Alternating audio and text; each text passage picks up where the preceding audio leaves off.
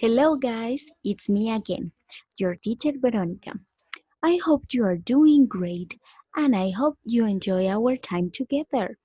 So, for today, I'm going to talk to you about some topics related to the voice, which are the articulation, diction, and vocalization. First of all, remember to bring your bottle of water and let's enjoy the class. Welcome.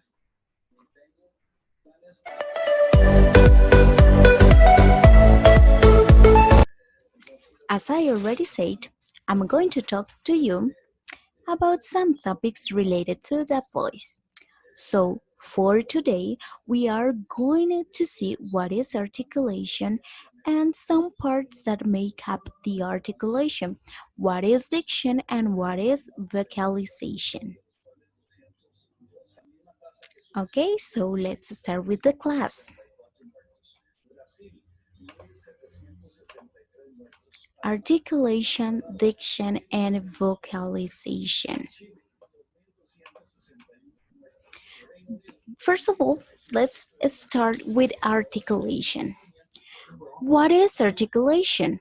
It's the process by which raw phonation from the vocal cords is defined into specific sounds, such as consonants and vowels. Articulation is the process by which phonation is refined into the specific consonants and vowels used to form words. The articulation of consonants occurs at the point of either active or passive articulation, which is a place in the vocal tract where an obstruction stops the sound. After the sound is obstructed, the pressure from the air builds based on the shape of that obstruction, which changes the sound into the form it is vocalized as. Vowels are articulated sounds that do not come from obstruction and instead come from an open vocal tract. This is an example of an articulation, right?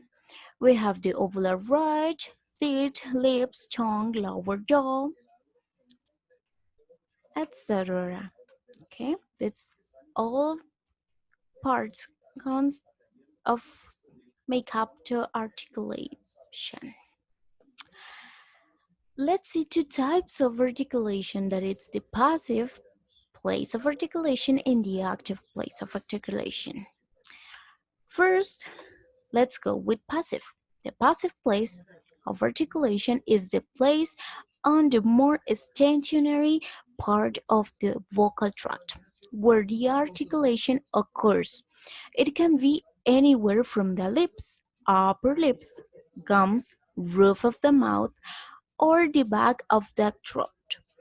These areas are passive because no specific action or activity is involved within that area to pronounce the consonant.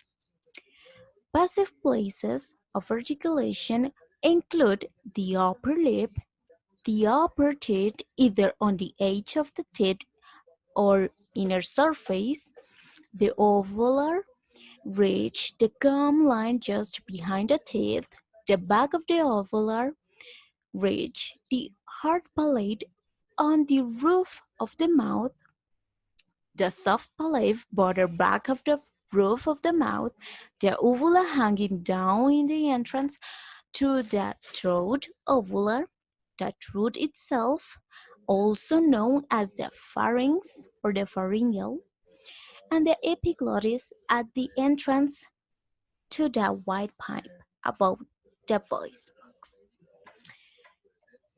Then we see the active place of articulation. The articulatory gesture of the active place of articulation involves the more mobile part of the vocal tract. This is typically some parts of the tongue or lips. It is considered active because these areas change the consonant pronounced by moving and changing. Active places of articulation include the lower lip, the various parts of the front of the tongue, the back of the tongue, and the glottis, the laryngeal. This is some examples of places of articulations for vocal production. We have active and passive either. Okay, so in the image we have a series of numbers, and in front of this image we have the number, and next to the image we have the names of that numbers in that place. So for number one we have exolabial, other part of lip. Number two, endolabial. Three, the dental, that is the teeth. Four, the alveolar. Five, the post-alveolar. Six, prepalatal. Seven, palatal. Eight, velar. Nine, alveolar. 10, pharyngeal. 11, glottal. 12, epiglottal. 13, radical. 14, posterior dorsal. 15, anterior dorsal. 16, laminal. 17, diopical. And 18, it's the sublaminar. Okay, let's go now with the diction. What is diction? Diction is the art of speaking so that each word is clearly heard. Like today, talking. Okay, diction is a person's way of speaking considered good or bad only by the correct or bad use of words and the construction of a sentence. Having a good diction means speaking well and making good use of language. There are four types of diction, like it's formal diction, informal diction, colloquial, and slang diction. Let's go with diction in a formal way. Informal way, it's the used informal situation, such as press conference and presentations. The informal diction, it's that words and conversation uses in informal, such as writing or talking to friends. In colloquial dictions, it's the words common in everyday speech, which may be different in different regions or communities. And the slang diction, it is the use of words that are nearly coined or even impolite. Now let's go with vocalization. What is vocalization? It is to articulate with distinctions to vowels, consonants, and syllables of the words to make what is spoken or sung intelligible. It is the correct and clear articulation of the sounds of a language to make it intelligible. With a good vocalization, we articulate and pronounce the consonant and the vowels distinctly. Swing our muscles of the vocal cords.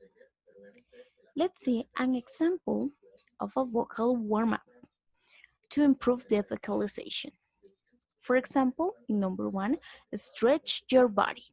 Simple, take a breath and raise your arms to the sky. Exhale and slightly lean to the left, lighting in your side body. Hold it there for a couple of seconds before you inhale to center and then exhale over the right. Next, stand with your feet hip width apart.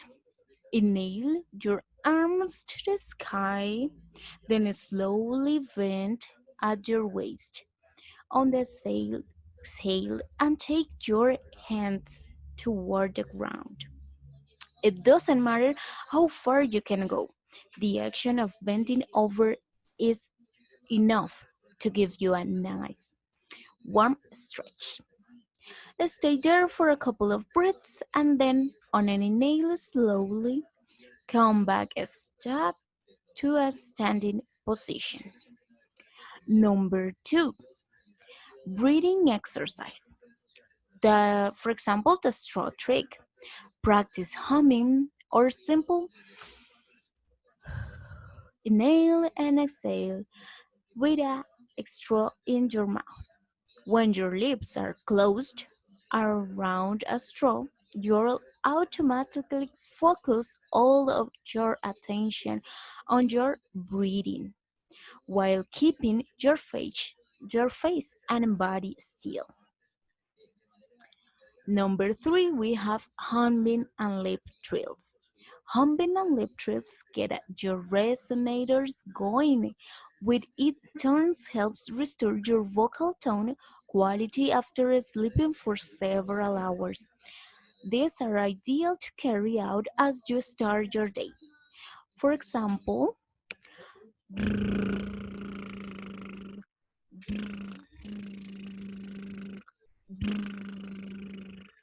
this is a good exercise to make your resonators going.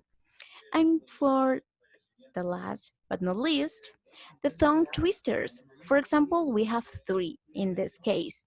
Unique New York, unique New York, unique New York. A big black book with a big black bear. Peter Piper picked a peck of pickled papers. This is an examples of how you can improve your vocalization. So, what do you think of these topics? And remember the importance of vocal warm-ups. The more you tone your vocal cords, the versatile your voice acting capabilities will be. All the time, the gently running through a series of vocal warm-ups every time before you're planning an extended vocal session reduce your chances of injury. Simple put, if you get behind the microphone, feeling, for example, tense or stressed, you are undoubtedly going to sound tense and stressed. But if you get into the mode feeling relaxed, limber, and physically ready to tackle the script read, your vocal performances are going to reflect that state too. And well, that was it all for today. Thank you very much for being here and see you next time. Bye bye.